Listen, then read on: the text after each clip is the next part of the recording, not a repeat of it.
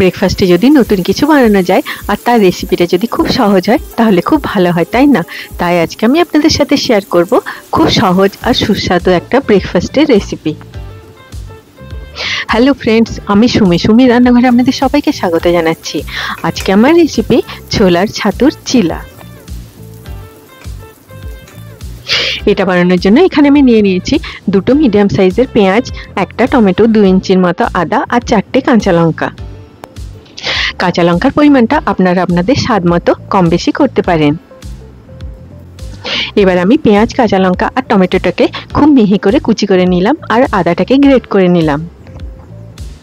সবজিগুলোকে আপনারা যতটা মিহি করে কাটবেন চিলাটা ততই ভালো হবে। এবার একটা বোলের মধ্যে নিয়ে নিলাম 1 কাপ ছোলার ছাতু।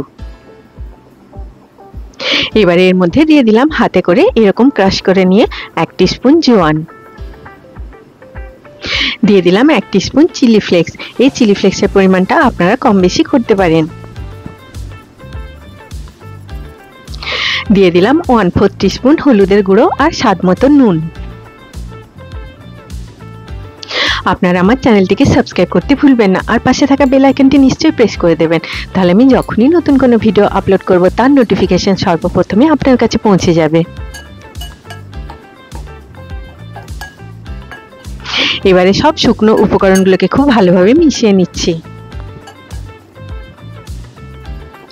দিয়ে দিলাম 1 আর 1/2 টিস্পুন সরষের তেল। এই সরষের তেলটা দিলে ছোলার ছাতুর চিলাগুলো থেকে খুব সুন্দর একটা ফ্লেভার আসে। এবারে দিয়ে দিলাম মিহি করে কেটে রাখা টমেটো, কাঁচা লঙ্কা, পেঁয়াজ আর গ্রেট করে রাখা আদাটা।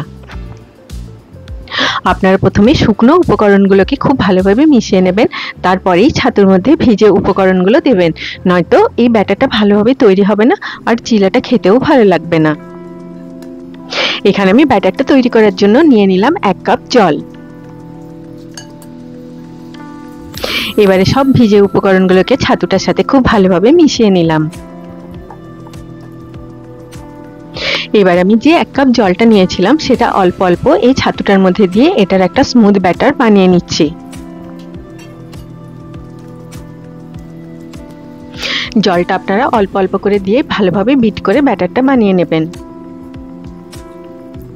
একসাথে সব জলটা দিয়ে দিলে ব্যাটারটাতে লাম্পস তৈরি হয়ে যাবে আর এটার কনসিস্টেন্সিটা কিরকম হচ্ছে সেটা আপনারা বুঝতে পারবেন না।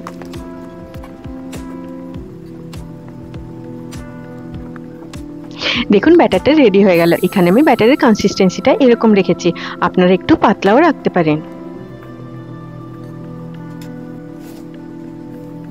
এবারে এর মধ্যে দিয়ে দিলাম 1 পিঞ্চ খাবার সোডা, আপনারা 1/2 টিস্পুন বেকিং পাউডারও দিতে পারেন।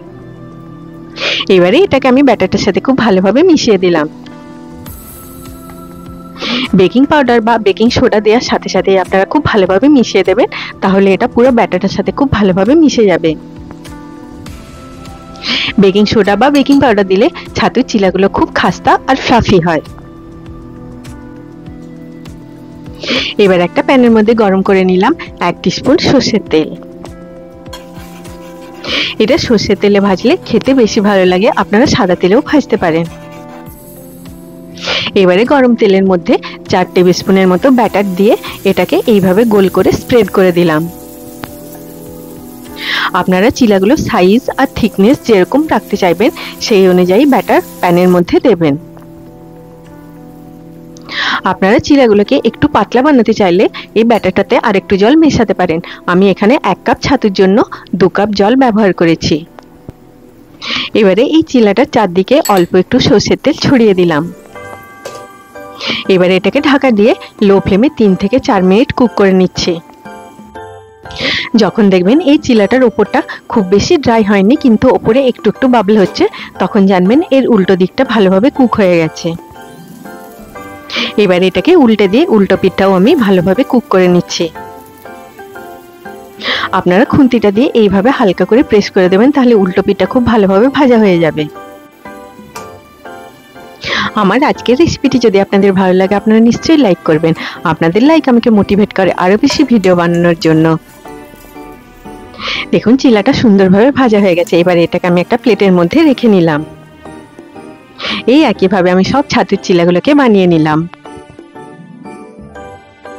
ছোলা ছাতুতে থাকে প্রচুর পরিমাণে প্রোটিন, মিনারেলস আর ফাইবার, তাই এটা আমাদের স্কিন, হেয়ার, বোন, হার্ট আর ডাইজেস্টিভ হেলথের জন্য খুব ভালো। তাছাড়াও এটা যেহেতু আমাদের ব্লাড সুগার লেভেলকে কন্ট্রোল করে, তাই যাদের ডায়াবেটিস আছে তাদের জন্য ছাতু খাওয়াটা খুবই ভালো। আপনারা নিশ্চয়ই বাড়িতে এইভাবে একবার ছাতুর চিলা বানিয়ে নিন। এটা খেতে খুব সুস্বাদু হয় আর এটা আমাদের হেলথের জন্য খুব ভালো। এই ছাতুর চিলাগুলোকে আপনারা গরম গরম পরিবেশন করুন দই, রায়তা বা চাটনির সাথে। সবাই খুব ভালো থাকবেন। আবার আপনাদের সাথে আমার দেখা হবে আমার নেক্সট ভিডিওতে। Take care.